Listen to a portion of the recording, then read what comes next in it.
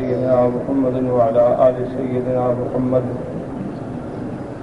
كما صليت على إبراهيم وعلى آل إبراهيم في العالمين إنك حميد مجيد.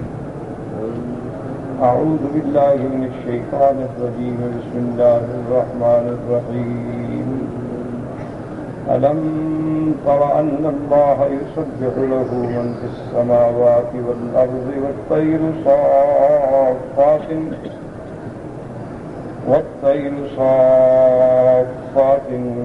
كل قد علم صلاته وتسبيحه والله عليم بما يفعلون. ولله ملك السماوات والأرض وإلى الله المصير.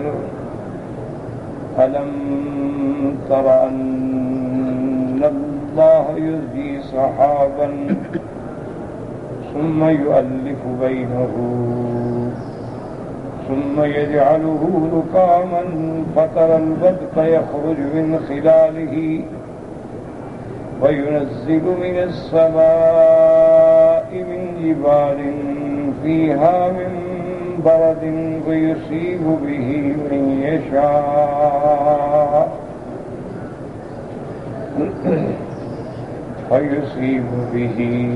من يشاء ويصرفه عن من يشاء يكاد سنا برقه يذهب بالأبصار يقلب الله الليل والنهار إن في ذلك لعبرة لأولي الأبصار.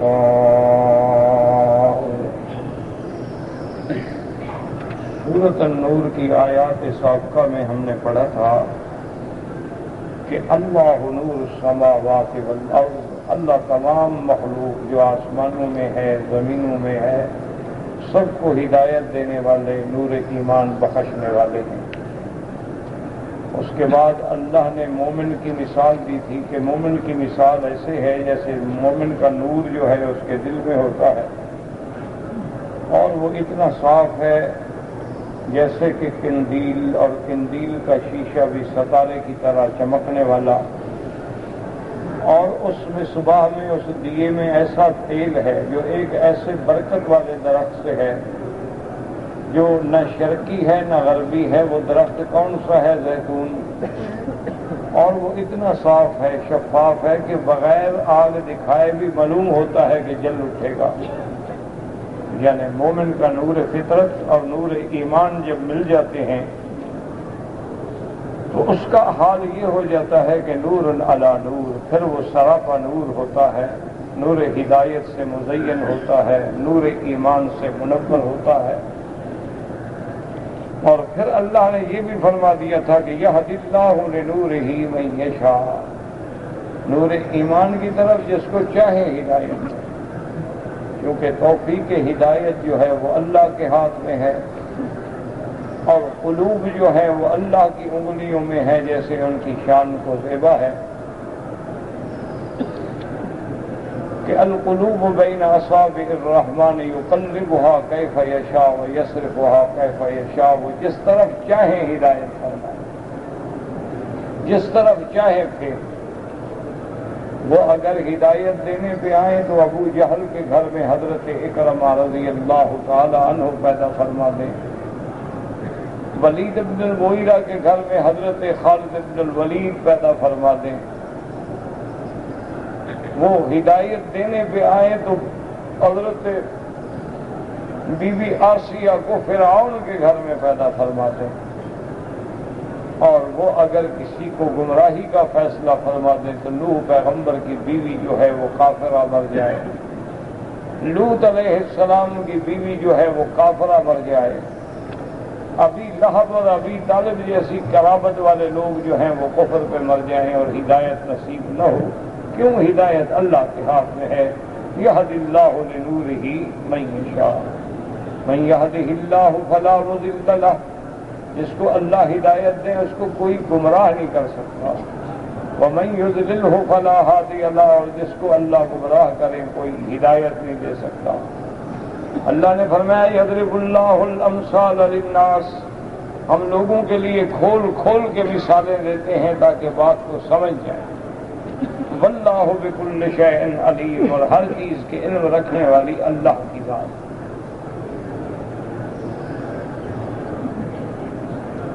ان آیات مبارکہ کے بعد اللہ نے حکم دیا تھا کہ فی بیوت اذن اللہ، اللہ کے گھروں میں اللہ کا حکم ہے کہ اللہ کا ذکر، اللہ کا نام بلند کیا جائے، اللہ کا نام ذکر کیا جائے، صبح و شام اللہ کی تسبیح بیان کی جائے۔ تو اللہ کے گھروں سے مراد ہوتا ہے مسجدیں۔ تو مسجدوں کی اتنی بڑی شان ہے، حضور پاک صلی اللہ علیہ وسلم نے فرمایا کہ جو انسان رزق حلال سے اللہ تبارک و تعالیٰ کی مسجد دنیا میں بناتا ہے تو اللہ اس کا گھر جنت میں بناتا ہے۔ مسجدوں کا ایسا شان ہے کہ جو آدمی بھی صبح کی نماز پڑھنے کے بعد مسجد میں بیٹھ جائے، اللہ کے ذکر میں، تسبیح میں، تحمید میں، تحلیل میں مشغول رہے اور آپس میں دنیا کی کوئی بات نہ کرے، تو اور جب سورج نکلے اور ایک نیزے کے برابر اونچا آ جائے، یعنی سورج نکلنے کے 20 منٹ بعد کھڑے ہو کے 2 رکعت پڑھ لے تو اللہ اس کو ایک مقبول عمرے کا ثواب عطا فرماتے ہیں۔ اسی طرح حضور صلی اللہ علیہ وسلم نے فرمایا کہ دنیا کی تمام زمین میں اللہ کے ہاں سب سے محبوب جگہ جو ہے وہ اللہ کی مسجدیں ہیں، اور سب سے بری جگہ جو ہے وہ بازاریں۔ مسجدوں کی آبادی کی یہ بھی شان ہے کہ مسجد اچھی بنائیں، مسجد اعلیٰ بنائیں، مسجد کی شوکت ہو، شان ہو، ایک ہیبت ہو، ایک عظمت ہو مسلمانوں کے دل میں۔ اور اصل مسجدوں کی شان یہ ہے کہ اس میں اللہ کا ذکر ہو، تلاوت قرآن ہو، 5 اوقات کی پابندی سے نماز ہو، وہاں سے اذانیں بلند ہوں، صبح و شام اللہ تبارک و تعالیٰ کی ذکر کی آوازیں ہوں۔ اللہ نے فرمایا جو میرے محبوب میرے بندے ہیں، رجال اللہ تلہیہم، ان کو تجارت یا بیع شراء بھی اللہ کے ذکر سے نہیں روکتی۔ وہ اللہ کے ذکر میں رہتے ہیں، نمازیں قائم کرتے ہیں، زکاتیں دیتے ہیں۔ یخافون یومن، وہ اس قیامت والے دن سے ڈرتے ہیں کہ جس دن آنکھیں اور دل الٹ جائیں گے، اور وہ قیامت کا دن ایسی ہوگا لیجزیہم اللہ احسن ما عملوا، تاکہ اللہ ان کے اچھے اعمال کا بدلہ دے، اور بدلے کے علاوہ یزیدہم من فضلہ، اپنی طرف سے اور بھی بڑھا دے،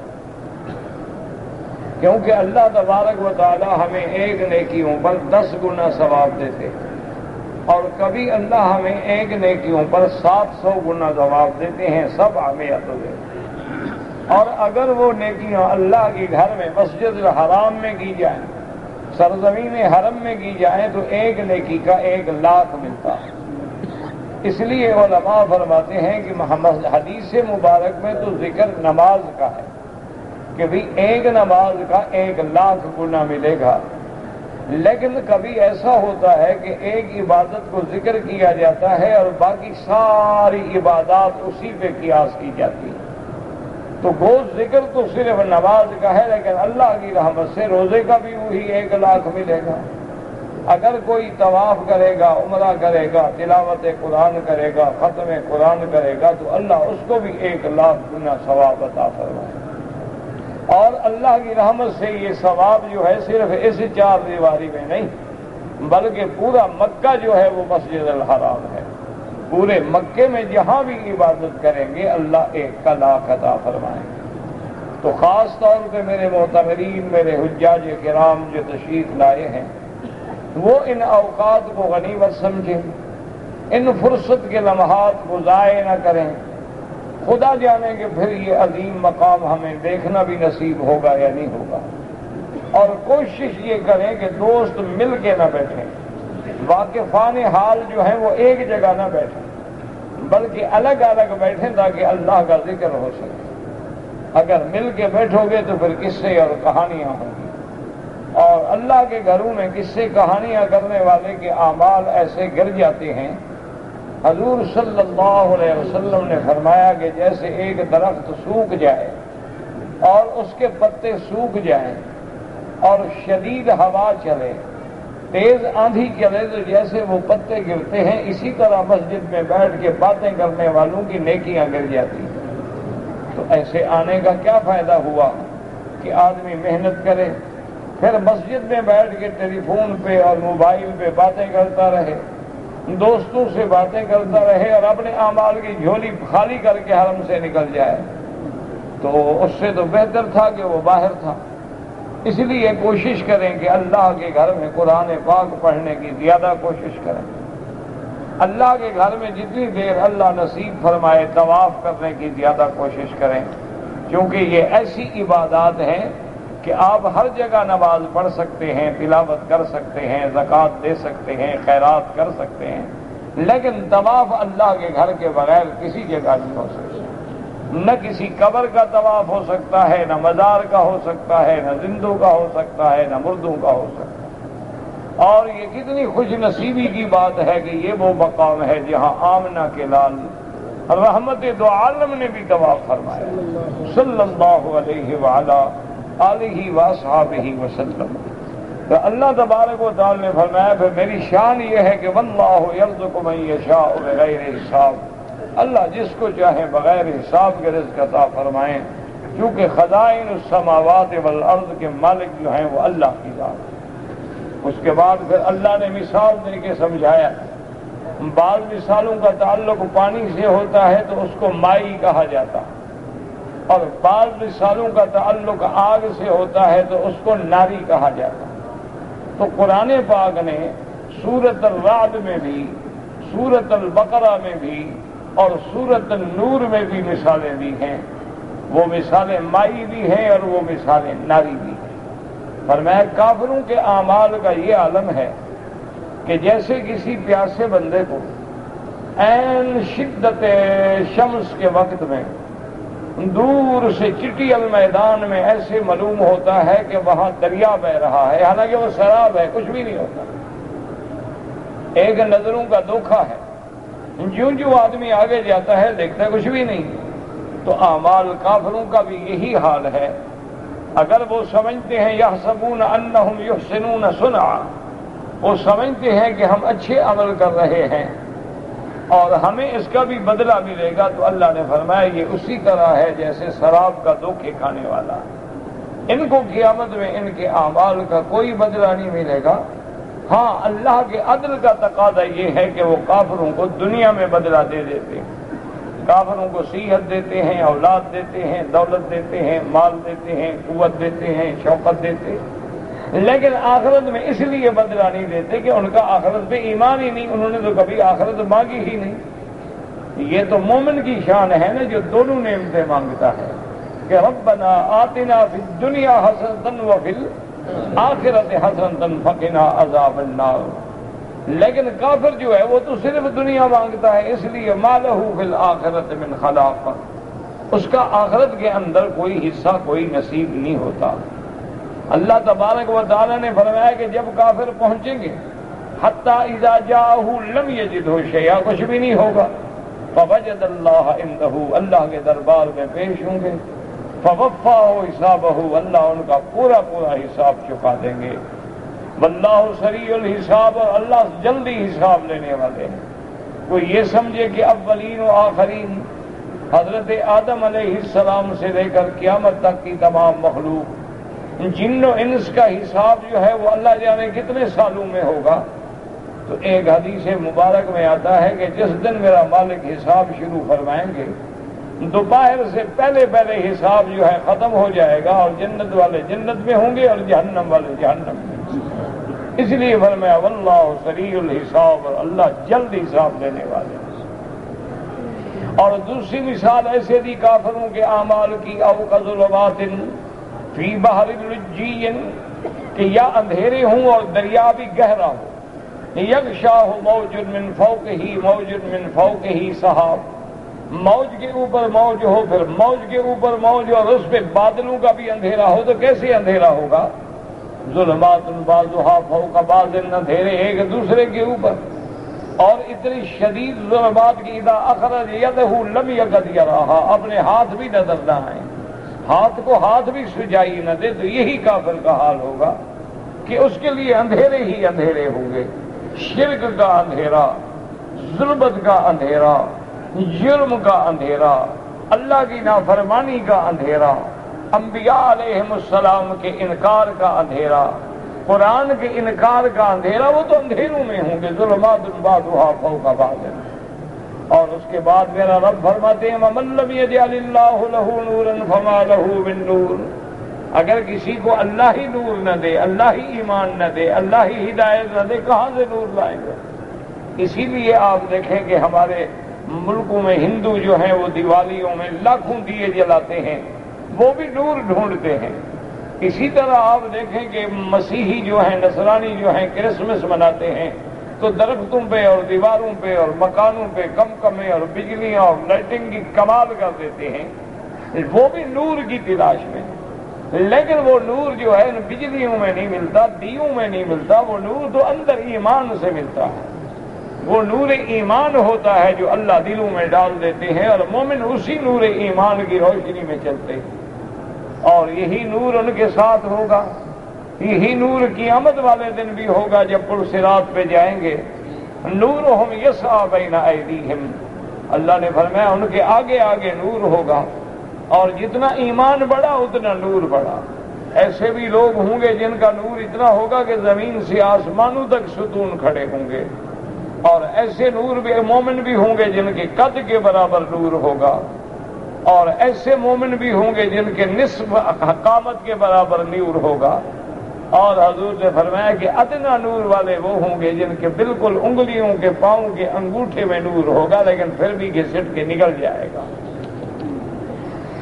اور اس کے بعد یہی وہ گھڑی ہوگی کہ جب اللہ تبارک و تعالیٰ سے مومن دعائیں مانگیں گے کہ ربنا اتمم لنا نورنا، یا اللہ ہمارے نور کو اب تام فرما دے، اسی نور ایمان کی وجہ سے ہمیں جنتوں میں پہنچا دے۔ لیکن کافر ہوں گے جو منافق اعتقادی ہوں گے، ان کے سامنے روشنی آگے بجھ جائے گی۔ اس کے بعد وہ مومنوں سے کہیں کہ بابا تم ٹھہر جاؤ، مہربانی کرو، ایسا چلو ہم بھی تمہارے ساتھ چلیں تاکہ ہم بھی تمہاری روشنی میں فائدہ اٹھا لیں۔ تو اللہ حکم دیں گے کہ ان کو جواب دو کہ ارجعوا وراءکم فالتمسوا نورا، کہ تم لوٹ جاؤ، یہ نور یہاں نہیں ملتا، یہ تو دنیا میں ملتا تھا جب ایمان لانا تھا، جب کلمہ پڑھنا تھا۔ تو جس نے اللہ کی توحید کا عقیدہ نہیں رکھا وہ تو اندھیریوں میں بھٹک گیا، وہ کبھی درختوں کے آگے جھکتا ہے، کبھی مردوں کے آگے جھکتا ہے، کبھی قبروں کے آگے جھکتا ہے۔ یہ تو ان کو نور ایمان ملا جنہوں نے عقیدہ خالص اللہ کی توحید کو اپنایا اور لا الہ الا اللہ کی ضرب سے دلوں کو روشن کر لیا، تمام آلیہ باطلہ سے منہ موڑ کے ایک اللہ سے رشتہ جوڑ لیا۔ اس لیے حکم ہوگا کہ جاؤ، اگر ڈھونڈتے ہو پیچھے جاؤ، یہاں نہیں ملے گا، فالتمسوا نورا۔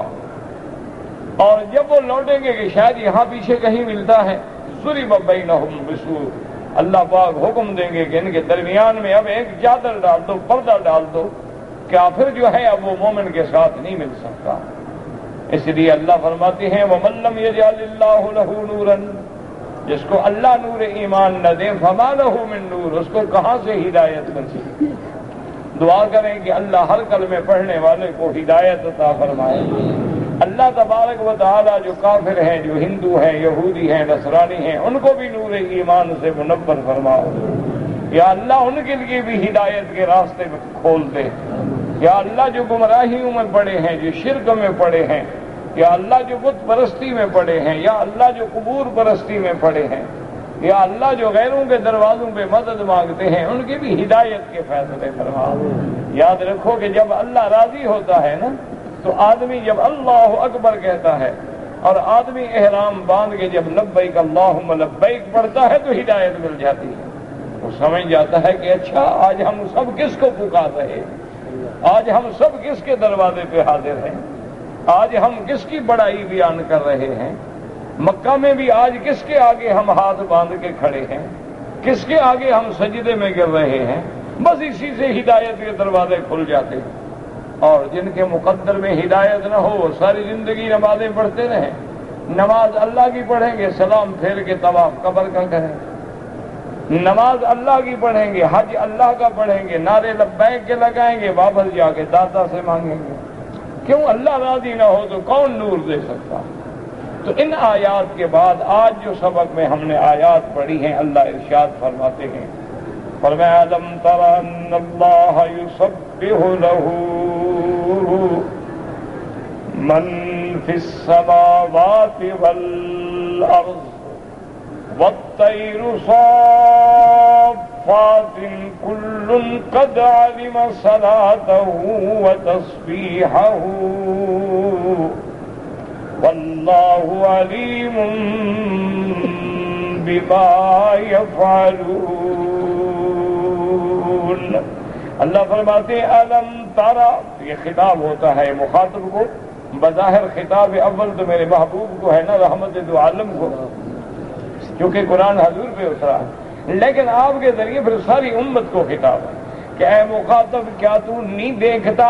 الم ترى ان اللہ یسبح لہ من فی السماوات والارض۔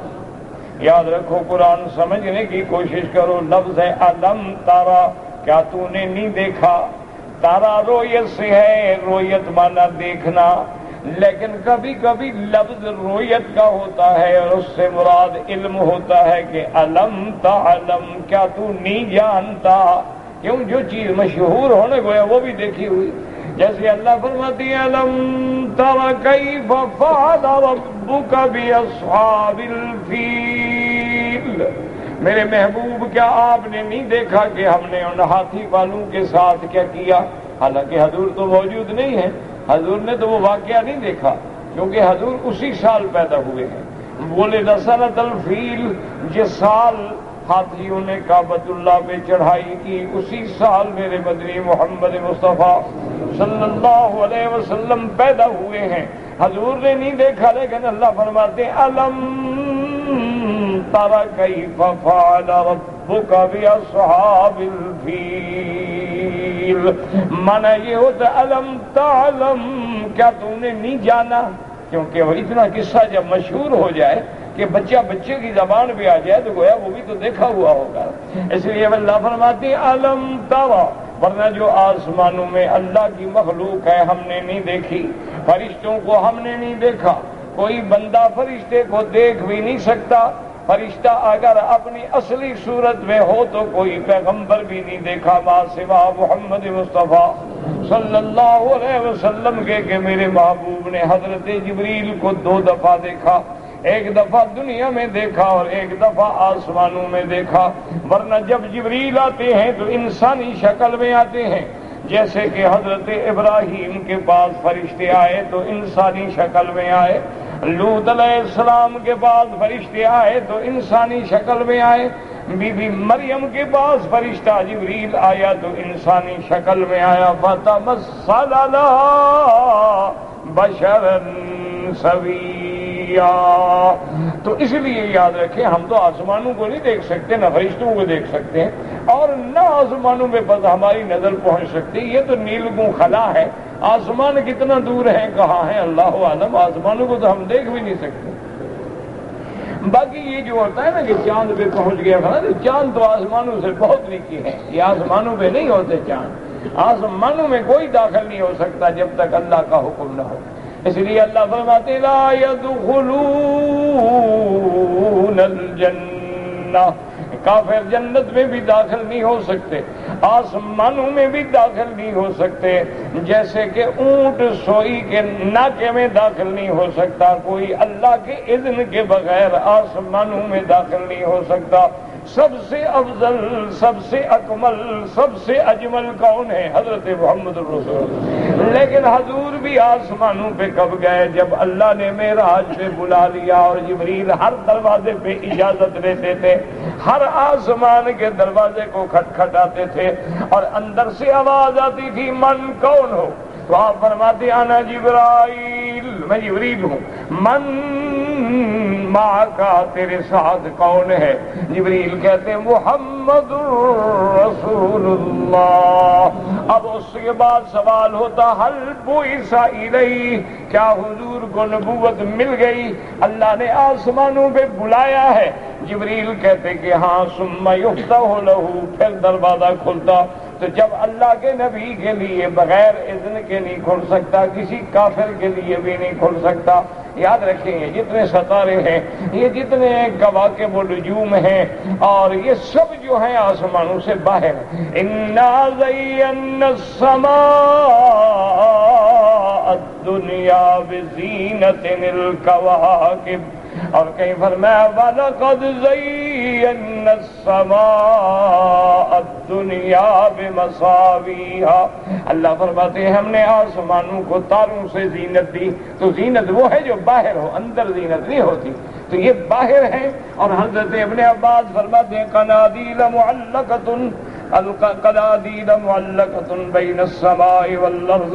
وہ فرماتے تھے کہ یہ چاند ہے، سورج ہے، ستارے ہیں، کواکب ہیں، نجوم ہیں، یہ ایسے ہیں جیسے اللہ نے آسمان و زمین کے درمیان میں قندیلیں روشن کر کے لٹکا دی ہوں۔ اور ایک روایت میں آتے ہوئی سلاسل نور، ان کے سلسلے نور کی، اس کے ساتھ رسیاں ہیں جن کو اللہ کے فرشتوں نے اللہ کے حکم سے آسمانوں میں تھام رکھا ہے۔ تو یہ آسمان اور زمین کے درمیان کی باتیں ہیں۔ اللہ تفتح لهم ابواب السماء ولا يدخلون الجنة حتى يلج الجمل في سم الخياط۔ اور یہیں سے میرے عزیز، میرے حاجی، میرے محترم، میرے بزرگوں، اندازہ لگاؤ کہ مومن کی شان کتنی بلند ہے، کہ دعا کرو اللہ ایمان پہ خاتمہ نصیب فرمائے، اللہ توحید پہ خاتمہ نصیب فرما دے، کہ مومن کا روح لے کے جب فرشتے جاتے ہیں، آسمان والے پوچھتے ہیں کس کی روح ہے، وہ کہتے ہیں فلاں مومن کی روح ہے، تو دروازے کھل جاتے ہیں۔ اور اس کے بعد مومن کی روح کو علیین میں جو 7ویں آسمان پہ ہے اس میں پہنچایا جاتا ہے۔ لیکن کافروں کے لیے حکم ہوتا ہے کہ واپس پھینکو اس کو۔ تو کافروں کی روح جو ہے وہ سجین میں، جو 7 زمینوں کے نیچے جہنم کا مقام ہے، وہاں پہنچائی جاتی ہے۔ تو یہ مومن کی شان ہے کہ جس کی روح کے سامنے اللہ اپنے آسمانوں کے دروازے بھی کھول دیتے ہیں، کیونکہ ابرار نے علیین میں جانا ہے اور کفار نے سجین میں جانا ہے۔ اس لیے فرماتے ہیں الم تر ان اللہ یسبح لہ من فی السماوات والارض۔ اللہ نے فرمایا میرے بندے، کیا تو نے نہیں دیکھا یا کیا تو نے نہیں جانا کہ اللہ کی تسبیح بیان کرتے ہیں جو آسمانوں میں ہیں اور زمینوں میں ہیں۔ آسمانوں میں فرشتے ہیں، زمینوں میں فرشتے ہیں، انسان ہیں، جن ہیں، ہر چیز جو ہے وہ اللہ کی تسبیح بیان کرتی ہے، اللہ تبارک و تعالیٰ کی تسبیح میں مشغول ہے۔ اور لفظ کیا ہے؟ سبحانی یسبح لہ من لہ من فی السماوات ومن فی الارض۔ اللہ فرماتے ہیں یسبح مضارع کا صیغہ ہے، یعنی یہ نہیں کہ ایک دفعہ تسبیح کہہ کے چپ کر جائیں، بلکہ ہر وقت تسبیح کہتے ہیں۔ فسبحان اللہ حین تصبحون حین تمسون وحین تصبحون وَلَهُ الْحَمْدُ فِي السَّمَاوَاتِ وَالْأَرْضِ عَشِيًّا۔ اللہ نے فرمایا کہ میری تسبیح تو ہر وقت بیان ہوتی ہے۔ اور ایک جگہ قرآن کہتا ہے کہ فرشتوں کی شان یہ ہے يُسَبِّحُونَ اللَّيْلَ وَالنَّهَارَ لَا يَفْتَرُونَ۔ صبح و شام اللہ کی تسبیح کہتے ہیں اور تھکتے بھی نہیں ہو، تھکنے سے پاک ہیں۔ وہ کھانے کی چھٹی بھی نہیں کرتے ہماری طرح، سونے کی چھٹی بھی نہیں کرتے ہیں، فرشتے ہیں، سونے سے بھی پاک ہیں، کھانے سے بھی پاک ہیں، پینے سے بھی پاک ہیں۔ ان کے گلے میں بیویوں کے جھنجٹ بھی نہیں ہے، بیویوں کی شاپنگ کا پروگرام بھی نہیں ہے، مسئلہ بھی نہیں ہے، وہ تو بیوی سے بھی پاک ہیں۔ ان کا کام کیا ہے؟ تسبیح۔ اور تسبیح کون سی کہتے ہیں؟ ایک حدیث میں آتا ہے کہ فرشتے کہتے ہیں سبوح قدوس ربنا ورب الملائکۃ والروح۔ اسی لیے فرشتوں نے تخلیق آدم کے وقت بھی کہا تھا نحن نسبح بحمدک ونقدس لک، میرا اللہ ہم تیری تسبیح کرتے ہیں، ہم تیری تقدیس بیان کرتے ہیں، ہم تیرا حمد بیان کرتے ہیں۔ تو فرشتے اللہ کی تسبیح میں ہیں۔ اس لیے ایک حدیث مبارک میں آتا ہے کہ میرے آقا محبوب دو عالم سیدنا محمد مصطفیٰ تشریف فرماتے صحابہ میں کہ آپ نے آسمان کی طرف سر مبارک کو اٹھایا اور اس کے بعد فرمایا کہ میں نے دیکھا ہے، سنا ہے کہ آسمانوں میں آواز آ رہی ہے اتت السماء وحق لها انت اتا، فرمایا آسمان سے عتید، عتید کیا معنی؟ عتید کہتے ہیں کہ جیسے اونٹ پہ لکڑی کا پلان رکھو، اس پہ اگر بوجھ ڈالو تو پھر ایک چرچراہٹ کی آواز پیدا ہوتی ہے۔ تو حضور پاک نے ان قدر شبر، آسمان میں ایک بالشت کے برابر بھی جگہ خالی نہیں ہے، الا وملک یسبح ویقدس، مگر کوئی نہ کوئی فرشتہ تسبیح میں مشغول ہے۔ تو ہر چیز جو ہے وہ تسبیح کہہ رہی ہے، آسمانوں میں بھی اور زمینوں میں۔ آپ بھی کہہ دیں سبحان اللہ کی تکلیف ہے۔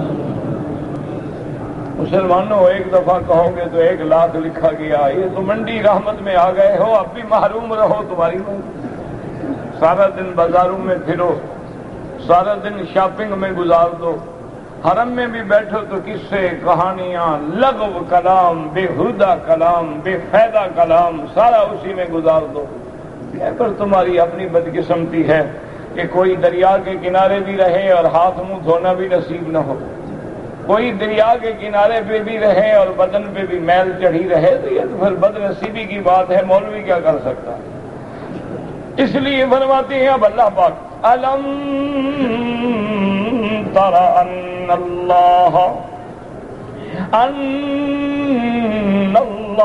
یسبح له من فی السماوات والارض والطیر صافات۔ اللہ نے فرمایا دیکھا تم نے پرندے کیسے پر کھولے ہوئے ہیں، جیسے صفے بنا کے کھڑے، کیسے پر کھولے ہوئے ہیں پرندے، کبھی پر کھولتے ہیں اور پھر ٹھہر جاتے ہیں، پھر پر لپیٹتے ہیں، اسی سے اڑتے ہیں، اسی سے چلتے۔ والطیر صافات، یہ جو پرندے ہیں کیا مانا؟ ہر چیز میری تسبیح کہہ رہی ہے، گویا پرندے بھی تسبیح کہہ رہے ہیں۔ اس لیے فرماتے ہیں کل قد علم صلاتہ وتسبیحہ، ہر کسی کو ہم نے اس کی عبادت کا طریقہ، اس کی تسبیح کا طریقہ الہام کر کے دل میں ڈال دیا ہے، سب کو سمجھا دیا ہے۔ اب سمجھیں کہ تسبیح ہر چیز کرتی ہے، آسمان بھی کرتے ہیں، زمینیں بھی کرتی ہیں، پہاڑ بھی کرتے ہیں، نباتات، جمادات، حیوانات، چرند پرند، سب چیزیں تسبیح کرتی ہیں۔ تسبیح سے کیا مراد ہے؟ اس میں 2 قول ہیں علماء کے، یاد رکھو۔ بعض علماء فرماتے ہیں کہ ایک تسبیح ہوتی ہے تسبیح حالی اور ایک تسبیح ہوتی ہے قالی۔ کیا معنی؟ ایک تو یہ تسبیح ہے کہ زبان سے ہم کہیں سبحان اللہ، سبحان ربی العظیم، سبحان ربی الاعلی، سبحانک اللہم وبحمدک وتبارک اسمک وتعالی جدک۔ یہ تسبیح ہے، یہ قالی ہے جو زبان سے کہی جائے۔ ایک تسبیح حالی، حالی کیا معنی؟ کہ اللہ نے ہر چیز کو جس کام کے لیے پیدا کیا ہے وہ اسی میں لگا ہوا ہے، مجال ہے کہ ادھر ادھر جائے۔ اللہ نے آگ کو جلانے کے لیے پیدا کیا ہے، کبھی آگ پھر جلانے کا فائدہ نہیں دیتی۔ اللہ نے پانی کو جلانے کے لیے پیدا کیا ہے، کبھی پانی جلانے کا فائدہ نہیں دیتا۔ ہاں گرم کر لو پھر آگ آ گئی۔ تو اس لیے یاد رکھیں کہ جس کام اللہ نے پہاڑوں کو زمین پہ بوجھ بنا کے رکھ دیا ہے ان کا اپنا کام ہے۔ اللہ تبارک و تعالی نے نباتات پیدا کی ہیں، جمادات، تو تو ہر چیز اپنے کام میں مشغول، حکم خدا کی پابند، ادھر ادھر۔ یہ صرف بندہ ہے جو ہر طرف منہ مارتا ہے اور ہر چیز پابند ہے۔ اللہ اکبر۔ جس کے ذمے دودھ دینا ہے وہ دودھ دے رہا ہے، جس جانور کے ذمے سواری بار برداری ہے وہ سواری بار برداری کر رہا۔ دیکھا نہیں آپ نے کبھی آپ کو گائے بھینس گھوڑا انکار نہیں کرتا ہے، ایک بندہ ہے جو خدا کا بھی انکار کرتا ہے۔ اللہ اکبر۔ ایک کتے کو 4 دن روٹی ڈالتے رہو نا، وہ بھی انکار نہیں کرتا۔ تو ہم جس کا کھاتے ہیں اسی کے خلاف ہم سجدے کرتے ہیں۔ اب تمہاری مرضی ہے جی، مسئلہ سمجھ نہیں آتا۔ کون سا مسئلہ جناب سمجھ نہیں آتا؟ آپ کو ریال سے روپے بنانا سمجھ آتا ہے، اور روپے سے ریال بنانا سمجھ آتا ہے، آپ کو رولیکس راڈو اور اومیگا کا فرق سمجھ آتا ہے، یہی قبر والا مسئلہ سمجھ نہیں آیا۔ کون سا مسئلہ ہے مشکل جو آپ کو سمجھ نہیں آیا؟ کہ بھی جو قبر ہم نے کھودی، ہم نے بنائی، ہم نے اللہ والوں کا جنازہ پڑھا، کفن پہنایا، کندھے پہ اٹھایا، قبر میں پہنچایا، تو جب باہر تھے تو ہمارے محتاج تھے، اب مشکل کشا ہو گئے۔ یہ مسئلہ سمجھ نہیں آتا ہے، عقل بڑا مشکل ہو گیا۔ یعنی جب باہر رہتے ہیں تو بے اختیار ہیں، نیچے جاتے ہیں تو اللہ پاک فوراً پاور آف اٹارنی بھیج دیتے ہیں۔ خدا کا خوف کر، مسئلہ سمجھ نہیں آتا۔ کیا سمجھ نہیں آتا جناب؟ اور جی سمجھ نہیں آتا نبی نور ہوندا ہے کہ بشر ہوندا ہے، یہ بھی سمجھ نہیں۔ یہاں تم نور ہو نہ تم کیا ہو؟ ہاں جی، تو تمہاری ہدایت کے لیے بشر چاہیے، نور چاہیے؟ نور کو تو نور سے کیا ہدایت لو گے؟ ایک دن جبریل آ جائے سارے مر جاؤ، ہدایت کیا لو؟ اچھا اگر جبریل انسانی شکل میں ہے پھر بھی وہی کہو گے جی پردہ بٹھا کے آیا ہے، جھگڑا تو پھر بھی باقی رہا۔ تو مسئلہ کون سا ہے جو تمہیں ساری سمجھ ہے، بس اللہ گمراہ کر دے تو کیا کرے؟ دعا کرو اللہ ہدایت کے فیصلے کرے۔ دیکھو اللہ کے یہ بھی آ کے بیٹھے، یہ بھی اپنے تسبیح کر رہی ہے کہ نہیں؟ اللہ اکبر۔ اللہ کی ہر چیز ذکر میں ہے۔ اچھا اس لیے بعض علماء فرماتے ہیں وہ تسبیح حالی ہے۔ کیا معنی؟ کہ جس کو جس کام کے لیے اللہ نے پیدا کیا اسی میں لگا ہوا۔ پہاڑ اپنا کام، زمین اپنا کام، کبھی زمین نے نہیں کہا مجھ پہ رات نہ سونا، بہت دن ہو گئے تھک گئی ہوں۔ اللہ اکبر۔ کبھی اس نے انکار نہیں کیا، کیوں؟ تیرے لیے جو بچھائی ہے۔ وَالْأَرْضَ فَرَشْنَاهَا فَنِعْمَ الْمَاهِدُونَ۔ کبھی پہاڑوں نے انکار نہیں کیا، تم سرنگیں بناتے ہو، تم جناب لوہے مار مار کے توڑتے ہو، کہتے ٹھیک ہے بندے کو اگر اسی طرح ضرورت ہے توڑو گے۔ وہ اللہ کے ہر کام میں لگے، ہر کام، وہ کہتے ہیں یہ تسبیح ہے۔ اور بعض علماء فرماتے ہیں کہ نہیں، اللہ ہر چیز کو تسبیح کہنے سکھلاتے ہیں، لیکن ان کی تسبیح ایسی ہے جو ہم سمجھ نہیں سکتے۔ وہ تسبیح تو کرتے ہیں، وَإِن مِّن شَيْءٍ إِلَّا يُسَبِّحُ بِحَمْدِهِ وَلَٰكِن لَّا تَفْقَهُونَ تَسْبِيحَهُمْ۔ اللہ فرماتے ہیں ہر چیز، پرندے ہیں، دیکھو چڑیاں اڑ رہی ہیں، یہ دیکھیں آپ ٹیرے ہیں، تیتر ہیں، پرند ہیں، سب تسبیح کرتے ہیں۔ ہر مرغ و باغ تیری، کسی شاعر نے کیا خوب کہا، کہتے ہیں ہر مرغ و باغ تیری تسبیح پڑھ رہے ہیں، اور ہر غنچہ کے دہن سے سنتا ہوں نام تیرا۔ میرا مولا جب کلیاں چٹکتی ہیں پھول بنتے ہیں، جب پھول لہلہاتے ہیں، جب کہکشاں چمکتی ہے، جب ہوائیں چلتی ہیں اور سونف اور الائچی کی ہوائیں لے کے اڑتی ہیں، ہر چیز تسبیح کر رہے ہیں۔ اس لیے فرماتے کل قد علم صلاتہ و تسبیحہ، ہر چیز کو ہم نے اس کی عبادت۔ اس لیے بعض علماء نے فرمایا یوں سمجھ لو کہ اللہ تبارک و تعالیٰ نے بعض حیوان پیدا کیے ہیں، وہ زمین پہ پڑے ہیں، گویا سجدے کی حالت میں پڑے ہیں، بعض 4 ٹانگوں پہ کھڑے ہیں گویا رکوع کی حالت میں کھڑے ہیں، پہاڑ جم کے بیٹھے ہیں گویا تشہد کی حالت میں بیٹھے ہیں، درخت کھڑے ہیں گویا قیام کی حالت میں کھڑے ہیں۔ ایک بندہ ہے جس کو اللہ نے ساری عبادتوں کے نمونے عطا فرما دیے ہیں، اس لیے فرماتے ہیں کل قد علم صلاتہ و تسبیحہ، اور آگے فرماتے ہیں واللہ علیم بما یفعلون، اور اللہ جانتے ہیں جو کچھ تم کر رہے ہو۔ تم تسبیح کرتے ہو تو جانتے ہیں، تم گالی دیتے ہو تو جانتے ہیں، تم کلمہ وحدانیت ادا کرتے ہو تو جانتے ہیں، تم غیروں کو پکارتے ہو تو جانتے ہیں، اس کے آگے کچھ چھپا ہوا نہیں ہے۔ کیا مانا؟ پھر بدلہ دیں گے نا، سزا دیں گے جب جانتے ہیں۔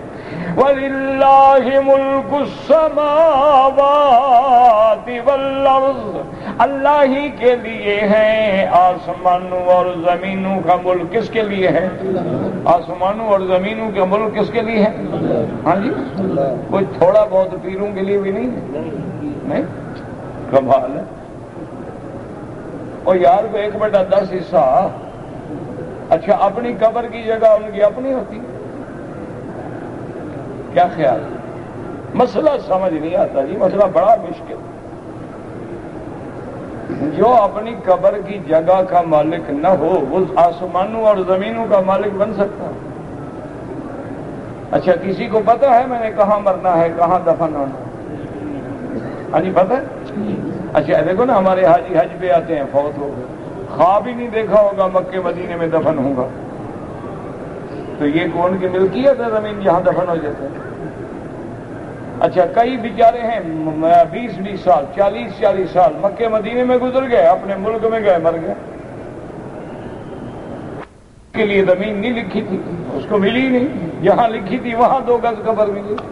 تو جب آدمی اپنی قبر کا مالک نہیں ہے تو لوگوں کا مشکل کشا کیسے ہو جاتا ہے؟ اس لیے فرماتے ہیں وَلِلَّهِ مُلْكُ السَّمَاوَاتِ وَالْأَرْضِ، سب آسمان زمین کس کے ہیں؟ اچھا صرف اتنا نہیں، آگے فرماتے ہیں وَإِلَى اللَّهِ الْمَصِيرُ، اسی کی طرف کدھر جانا ہے؟ ہم سب نے کدھر لوٹنا ہے؟ ادھر ادھر شاید بھاگ جائیں، بغداد دیا گلیاں بنا دیں، نہیں کدھر جائیں گے؟ اور میں جب آؤ گے تو تیار ہو کے آؤ، توحید نہ ہو تو جہنم کے لیے تیاری کر لو گے، آنا تو میری طرف ہے نا تم۔ اللہ تبارک و تعالیٰ سے دعا کر لو اللہ ہر کلمے پڑھنے والے کو ایمان دے اور سب کا خاتمہ ایمان پہ فرمائے، اور ہمیں اللہ اپنے اولیاء کی محبت، عظمت اور صحبت نصیب فرمائے۔ اللہم صلی علی سیدنا محمد۔ کہتے جی کہ حالت احرام میں اگر پیشاب کا قطرہ نکل جائے تو نکلنے دو، اور کیا کرو گے؟ نکلنے دو، وضو کرو، استنجا کرو، کپڑا دھو لو، اور کیا کرو گے باقی؟ اور کیا حل ہے؟ کوئی آپ کو اس کا حل آتا ہو تو مجھے بھی بتائیں۔ یہ تو کہیں نہیں لکھا کہ احرام میں پیشاب آئے تو نہ کرو۔ اللہ کے بندے پیشاب آئے جاؤ پیشاب کرو، قطرہ نکل گیا دھو ڈالو بس۔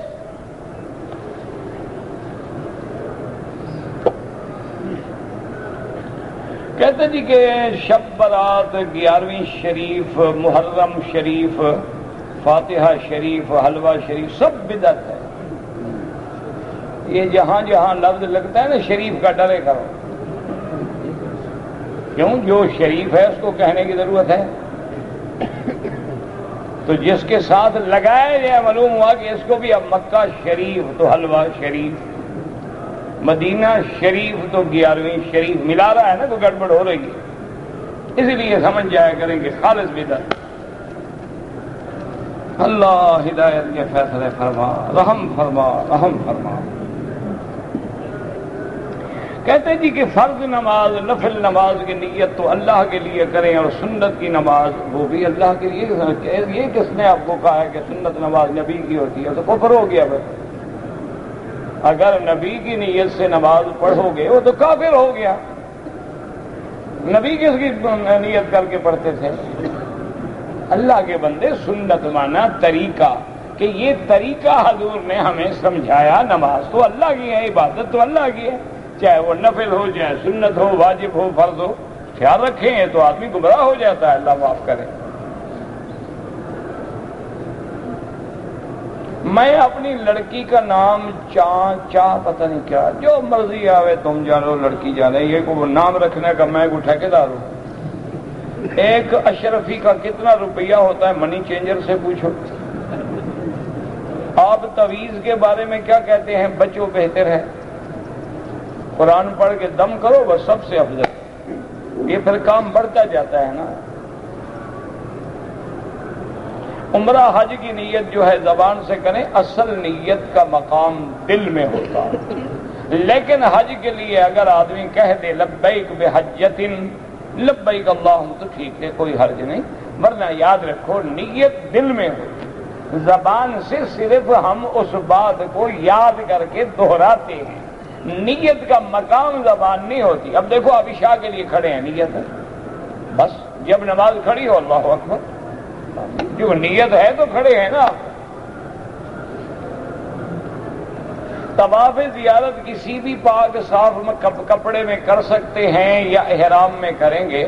میرا بھائی طواف زیارت کپڑوں میں ہی کریں گے. احرام تو ہمارا مینا میں کھل گیا جب ہم نے کنکری مار دی، قربانی کر دی، سر پہ اس طرح پھروا دیا، احرام ختم. اب غسل کرو، کپڑے پہنو، آ کے خوشبو لگا کے پھر طواف زیارت کرو. محرم میں جو تعزیہ بناتے ہیں بالکل بدعت ہے. یہ عقل کے بھی خلاف ہے کہ حضرت حسین کا روزہ خود بناؤ، اٹھاؤ اور 2 دن کے بعد روزے کو جا کے دفن کر دو. یہ کوئی عقل ہے بلا؟ اللہ سے دعا کرو اللہ ان کو بھی ہدایت دے. بھئی ہمارے کوئی دشمن تو نہیں ہے نا، وہ بھی بیچارے بدعات میں پڑ گئے. کسی نے دیوی دیوتا کو دیکھا، اس چکر میں پڑ گیا. کسی نے اس کے مقابلے پہ تعزیہ بنا لیا، کسی نے جلوس نکال لیا، کسی نے کوئی اور رسم، کوئی بدعت جاری کر دی. اپنی طرف سے وہ کوشش کر رہے ہیں کہ شاید یہ دین کا کام ہے. اگر حضرت حسین کی محبت تعزیے کا نام ہے تو حضرت حسین کی شہادت کے بعد سب سے پہلے کس نے تعزیہ؟ اہل بیت نے نکالا تھا. حضرت زین العابدین نے، اہل بیت رسول نے. اچھا ان کی شہادت کے بعد حضور کے بھی تو کوئی صحابہ زندہ تھے، انہوں نے کبھی تعزیہ نکالا ہو؟ اللہ کے بندے یہ تو رسمیں ہیں، لوگوں کو رلانے کے لیے، رجھانے کے لیے، ایک افسانے ہیں، ڈرامے ہیں. ورنہ جن کے دل میں حسین کی محبت ہے، محبت کا تقاضا یہ ہے کہ باطل کے آگے نہ جھکو اور حق کا ساتھ.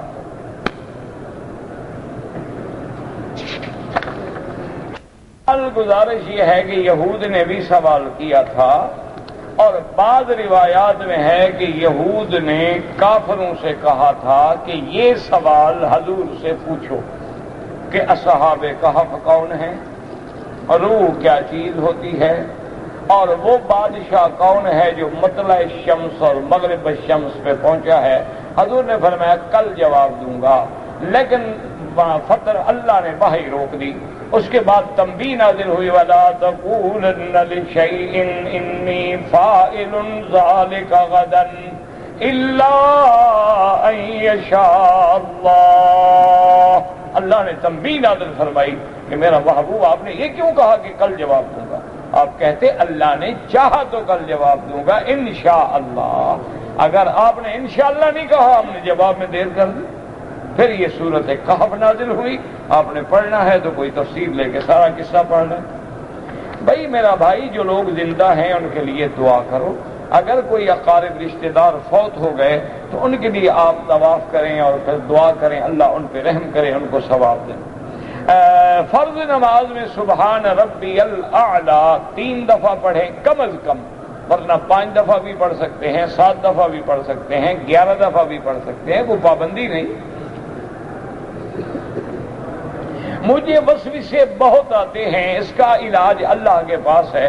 آخری 2 صورتیں جو ہیں نا، قل اعوذ برب الفلق اور قل اعوذ برب الناس، یہ زیادہ پڑھا کرو. صبح و شام پڑھ کے دم کرو، اپنے بدن پہ پھیرو، اللہ رحم کریں گے. داڑھی کم از کم 1 مشت ہونی چاہیے، اس میں کسی فقہ کا اختلاف نہیں. خانہ کعبہ کی لمبائی چوڑائی ہاں ہمیشہ یہی رہی، صرف اتنا ہوا کہ حتیم کا حصہ باہر بھی رہا، کبھی اندر بھی کر دیا گیا۔ ایک آدمی مدینہ منورہ سے عمرے کا احرام باندھ کے آیا، اس نے طواف کیا، صفا مروہ دوڑا اور بال منڈا کے احرام کھول دیا تو دم پڑ گئی کہ اس نے عمرے کا واجب چھوڑ دیا۔ قربانی آپ جس کے لیے چاہیں کر دیں، حضور پاک نے بھی امت کے لیے فرمائی، حضرت علی حضور کے نام پہ بھی بعد میں فرماتے تھے۔ اگر آپ انڈیا سے آئے ہیں اور اپنے عزیز کے لیے حج بدل کر رہے ہیں تو اگر آپ کا حج افراد ہے، آپ نے احرام باندھا ہوا ہے اور حج تک باندھے رہیں گے تو پھر حج کی کوئی بکری نہیں۔ اگر آپ نے عمرہ کر کے احرام کھول دیا، اب 8 کو احرام باندھیں گے تو آپ کا حج تمتع ہوگا، حج کی بکری دینی ہوگی۔ اب یہ جس کا حج ہے اس کو بتا دو کہ بھی اتنا خرچہ بڑھ گیا ہے تاکہ وہ آپ کو اجازت دے دے، آخر 300 ریال تقریباً بکری کا خرچ ہوگا، شاید زیادہ بھی ہو۔ کے والدین غریب تھے، ان پہ حج فرض نہیں ہوا، آپ اپنا حج کر چکے ہیں تو اپنے والد کے لیے یا والدہ کے لیے حج بدل کر سکتے ہیں، ان کو نفلی حج کا پورا پورا ثواب دیں گے اور اللہ تمہیں بھی ثواب دیں گے۔ بعد 2 رکعت پڑھنا افضل ہے، لیکن اگر کوئی آدمی 2-3 طواف اکٹھے کر کے بعد میں 2 رکعت پڑھ لے تو جائز ہے۔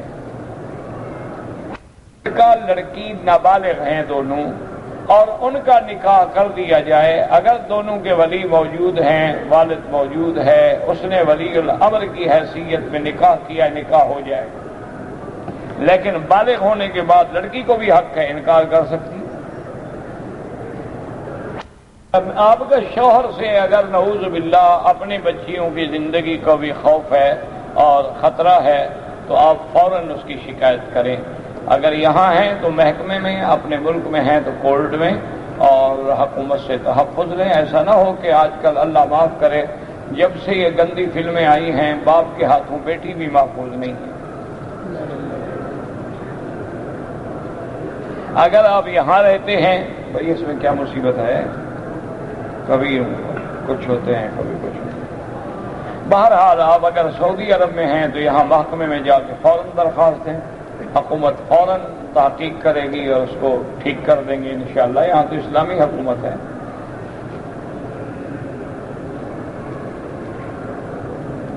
کہتا ہے جی کہ کچھ لوگ آئے ہیں پاکستان سے جو امام حرم کے پیچھے نماز نہیں پڑھتے، ان کا عقیدہ یہ ہے کہ امام حرم کے پیچھے نماز نہیں ہوتی، یہ لوگ گستاخ رسول ہیں۔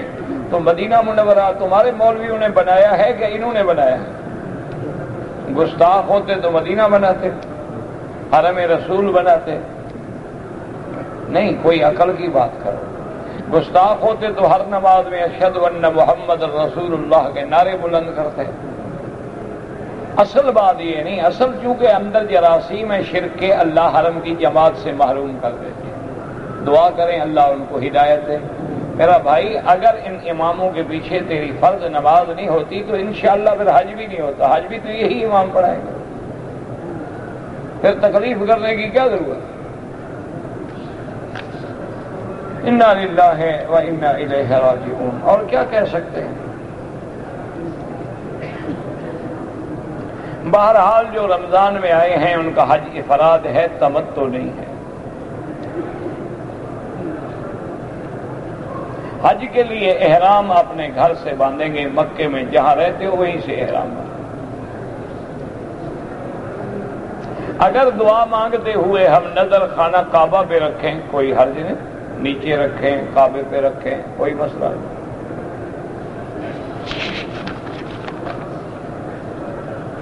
اگر کسی نے شوال میں عمرہ کیا ہے اس کا حج تمتع ہوگا، لیکن حج کا احرام وہ بھی اپنے گھر سے باندھے گا، مکے سے۔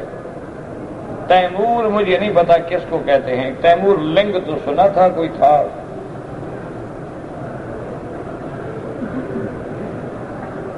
کیا لوگ اچھا عمل کرے تو کیا حساب زیادہ ہوگا؟ اچھے عمل پر تو 1 کا 1,00,000 ملے گا، برے عمل پہ 1 کا 1 ملے گا۔ لیکن اللہ کے حرم میں برا عمل ایک بھی ہلاک کرنے کے لیے کافی ہے۔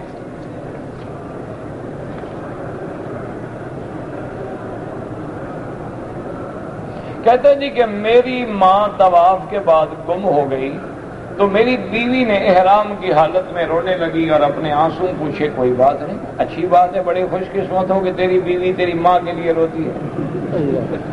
آج کل تو دعا مانگتی ہیں اللہ کرے پکی گم ہو جائے۔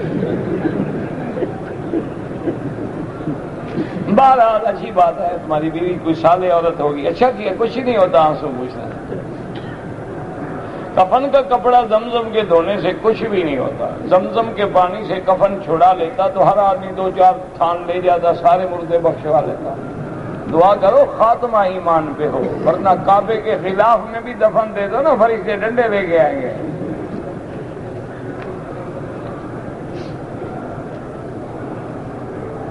کہتے جی کہ حرم شریف کے باہر جو لوگ ایک دوسرے کی جوتی پہنتے ہیں بالکل ناجائز ہے، بغیر مالک کی اجازت کے کسی کی جوتی نہ پہنا کریں، اپنا حج خراب نہ کریں، اپنے جوتیاں تھیلی بنا لیں، اس میں ڈالیں، اپنے ساتھ رکھ لیں، بات ختم۔ میرا حافظہ کمزور ہے، نیکی کے کام کیا کرو، یا قوی یا متین پڑھا کرو۔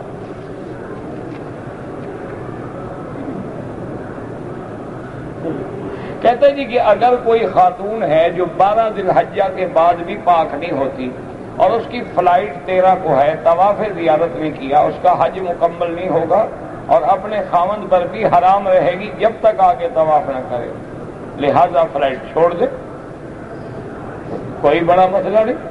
فلائٹ کو پیچھے کرنے کا کوئی مسئلہ نہیں، جلدی کرنا مسئلہ ہے، فلائٹ چھوڑ دیں، ہفتے کے بعد چلے جائے۔ اچھا، یہ بڑا آسان حل ہے کہ حج آنے سے پہلے ابھی آپ کسی مسلمان لیڈی ڈاکٹر سے رابطہ کریں جو سمجھدار، اس سے مشورہ کر کے دوائی کھانا شروع کر دیں، ان دنوں میں حیض سے پاک رہے۔ لیکن لیڈی ڈاکٹر کے مشورے کے بغیر دوائی نہ لینا، ورنہ دوائی سے کبھی کبھی اور مشکلات بھی پیدا ہو جاتی ہیں۔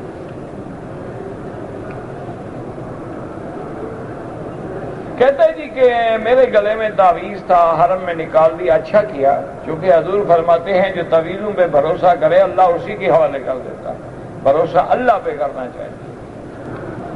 آپ جس کے لیے حج کرنا چاہیں کریں، کوئی منع نہیں میرا بھائی۔ میرا بھائی بیمار ہے، اللہ ہر بیمار کو شفا عطا فرمائے، اللہ سب بیماریاں دور فرماؤ۔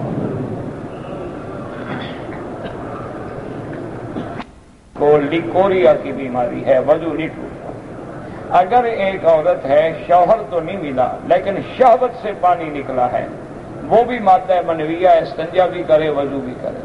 اگر وہ مادہ منویہ ٹپک کے نکلا ہے تو وہ منی ہے، پھر غسل کرے۔ اگر بیوی اپنی حق المہر معاف کر دے تو پھر کیا، پھر اچھی بات ہے، لیکن بیوی تو ڈر کے مارے معاف کرتی ہے نا، تم اس کو دے دو، اگر وہ سچے دل سے معاف کرے تمہیں واپس کر دے۔ اس کو پتہ ہی نہیں، دے گا گھر کا جھگڑا مول لینے سے کہے گی جان چھوڑے معاف کیا بھائی، یہ کون سا معاف ہے؟ اللہ تو دلوں کو جانتے ہیں نا۔ اب بیوی حریف کیا کرے، معاف نہ کرے تو کیا کرے، کہاں جائے؟ تم جناب اس کو دے دو، پھر دیکھتے ہیں کیسے معاف کرتی ہے۔ لوگ حج میڈیکل مشن پہ آئے ہیں، حج کے احکام پورے نہ کر سکے، میرا بھائی حج کے احکام پورے ہو جائیں گے۔ آپ ڈیوٹی بھی کرتے رہیں، حج بھی کرتے رہیں، مشکل کیا ہے؟ 9 تاریخ کو آپ نے عرفات میں جانا ہے، رات مزدلفہ میں، صبح آپ نے کنکریاں مار کے سر مڑا کے احرام کھول دینا ہے، کام کرتے رہو، کنکریاں مارتے رہو، مشکل کیا ہے؟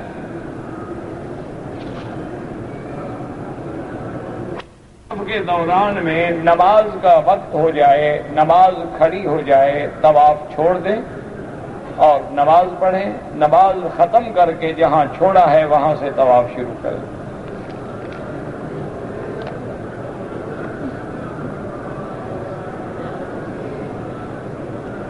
بہرحال کہتا ہے کہ ہماری مسجد بن رہی ہے، میں نے مسجد کے لیے کچھ پیسے بینک میں رکھے تھے، اس پہ بینک والوں نے مجھے کچھ انٹرسٹ بھی دیا ہے، وہ حرام ہے، اصل پیسہ مسجد پہ لگا دو اور جو زیادہ ملا ہے نا وہ باہر کو حمام شمام کو گلیاں گندی وغیرہ ٹھیک کرنے پہ لگا دو۔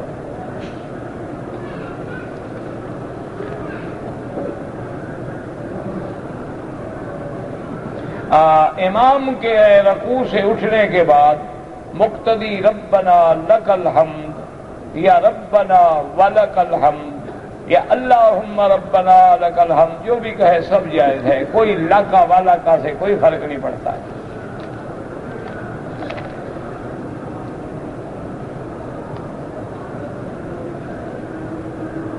میری نماز عصر کی چھوٹ گئی، میں نے نماز ادا کیا تو اسی درمیان میں اذان ہو گئی۔ بہرحال یہ ہے کہ انشاءاللہ اللہ قبول فرمائے نماز ہو جائے گی۔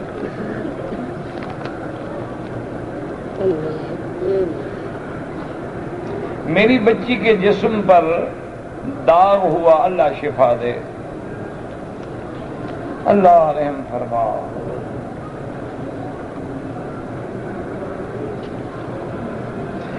ہم دو بھائی ہیں، والدہ چھوٹے بھائی کے ساتھ رہتی ہے، میرا اور میرے بھائی کا اختلاف ہے۔ میں اپنی والدہ کے لیے کوئی خدمت کرتا ہوں تو واپس بھیج دیتا ہے، آپ کرتے رہیں، آپ کرتے رہیں، مناتے رہیں، آپ نہ چھوڑیں۔ وہ واپس بھیجتے ہیں، بھیجتے رہیں۔